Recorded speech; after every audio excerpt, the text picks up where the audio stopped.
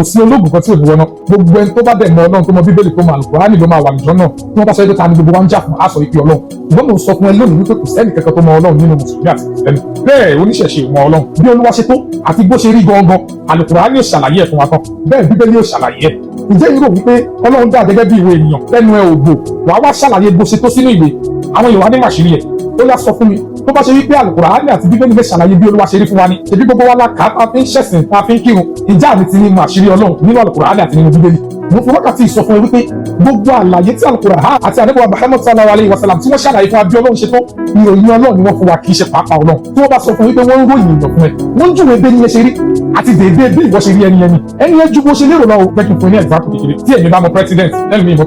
president máa wá ń gbé owó fún mi wọ́n máa ń ṣe dáadáa fún mi wọ́n ń ṣàánú mi táyé bá bí mi wípé kí ni mo lè sọ nípa president máa ń ní ẹni tó dáa ni wọ́n ẹni abiyì ni wọ́n torí pé wọ́n ń ṣàánú fún mi tó bá ṣe pé wọ́n wu ìwà opposite fún ẹlòmíì tí wọ́n bá bẹ̀rẹ̀ lọ́wọ́ ẹni aṣọ pé aláìdáàmà ni wọ́n kẹ̀ tí orí ojú tí Olúwa bá kọ sí kálukú òun ni kálukú ò fi ròyìn bí Olúwa ṣe rí ṣùgbọ́n kí ìwọ máa sọ pé bí Olúwa ṣe rí yẹn náà ní final say kò rí bẹ́ẹ̀ ní ìjòmí wọn ló mọ Ọlọ́run dẹ́ unitary theory can never analyse the concept of God all the facts we think we know about him they are just mere descriptions about him but not the concrete facts and reality about his existence. tó bá ní who is God ó wá ní kí wọ́n lọ ka Bíbélì wọn á dànù wàláyé ó gbàgbọ́ ní mo 1% out of 100 nínú Ọlọ́run àwọn ní who is God ó máa sọ pé Allahu la ilaha illa huwa al-hayyul qayyum la ta'khudhuhu sinatun wa la nawm Ọlọ́run bá kì í sùn kì í tó gbé ṣẹ́ni tó wá dá gbogbo ayé ìṣẹ̀lẹ̀ ó lè máa sọ ó lè máa fi gbé tẹ́lẹ̀ ni all those stuff are just mere description ìròyìn lásán ni not his reality the Lord is beyond that Ọlọ́run tí a bá sọ pé Ọlọ́run Ar-Rahman Ar-Rahim ọba jọ́kí ayé ọba ṣàkí ọ̀hún àwa wò wípé Ọlọ́run ọba náà ló ń jẹ́ Al-Latif ọba aláàánú nítorí ẹ̀ wọ́n wá sọ ẹnìkan ní Latif kò lè bá aráàánú gbà ṣé wọ́n yí pé Latif àmà tọrọ bára mi kí ló dé torúkọ òru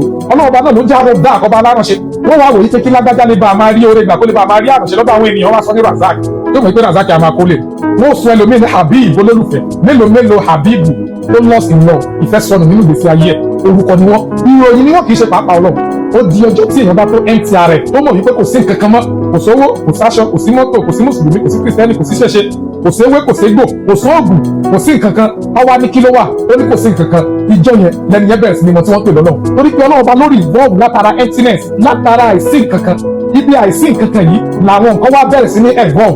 àwọn nǹkan tá a wá rí yìí la wá rò wípé òun la lè fi define tí wọ́n ń pè ní Ọlọ́run ṣé tí wọ́n bá sọ pé ayé mi wà lẹ́yìn ayé ilé ìṣòlè máa gbàṣà ó yẹ kó lè gbà ṣé wọn tó bá ti sùn tó ti dòkú tó ń lálà ipò tó bá rẹ lójú oorun ṣé wọn ló gbéra ẹ síbẹ̀ tó o bá ti mọ tó constitute tó ń ṣẹlẹ̀ nínú ojú oorun ẹ definitely tí wọ́n sọ pé ayé mi wà gbomi máa sọ pé lọ́nà àpá o wàá sọ wípé kò sí lákọọ́lẹ̀ tí o bá mọ̀ yẹn túmọ̀ sí pẹ́lú mi ò mọ̀ ní kí kálukú mú mi ní dédé kun ẹ̀ ẹni tó bá mọ̀ nípa Ọlọ́run ni kò sọ ṣé Ọlọ́run ọba tí ò ṣe gbọ́yé ẹlòmí ò sọ pé òun fẹ́ kọ́ mọ́ṣáláṣí òun fẹ́ kọ́ ilé ìjọsìn 20 years wọn ẹ̀ ti parí ẹ̀ ẹlòmí ò sọ pé òun fẹ́ kọ́ stripper club lu àmì adẹ́ pèsè fún ṣé Ọlọ́run yẹn ni wọ́n wá mọ̀ fẹ́ tó yẹ kó sìn tó nífẹ̀ẹ́ ṣe bó ló yẹ kó máa pèsè fún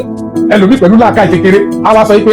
Ọlọ́run kì í pèsè fẹ́ tó bá nífẹ̀ẹ́ kó lè bá àdíjọba ọ̀run wọ̀ tó bá kú díẹ̀ kí tọ̀hún kú ó lè ti padà ṣìwà tó máa wọ náà ṣé Ọlọ́run ló analyze the nature Ọlọ́run ṣe mọ́ he is beyond everything.